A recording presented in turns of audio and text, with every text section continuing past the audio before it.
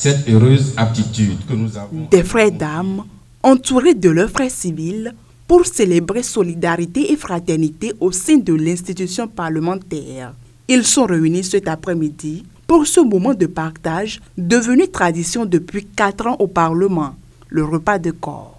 Il dissout les distances entre chefs et subordonnés, autorités et collaborateurs, créant ainsi un rapprochement et donc une complicité qui concourt in fine à l'obtention des résultats recherchés dans le travail.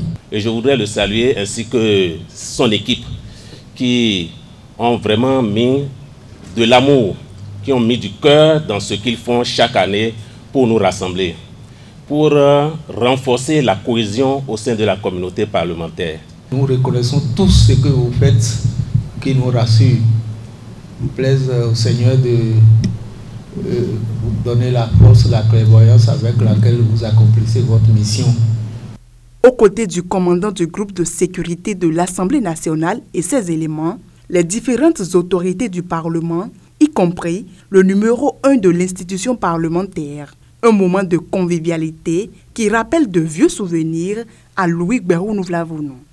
Dans le passé, au moment où nous étions soldats, c'était le 26 octobre. Et on était impatients d'attendre toujours le 26 octobre. Dans les casernes, c'était la fête, effectivement.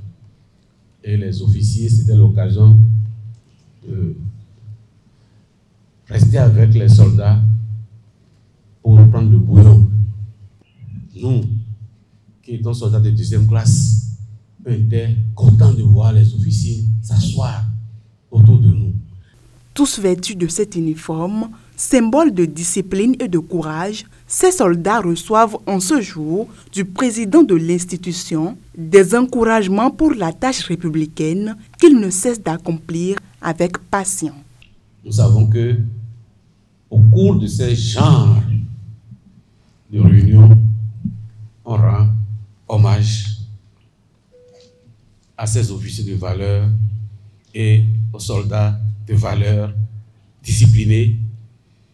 Et comme je ne peux pas les citer, je vous demanderai aux responsables de dire à tous ceux-là qui sont dans la fidélité, la loyauté, l'obéissance, la discipline, de leur transmettre mes félicitations.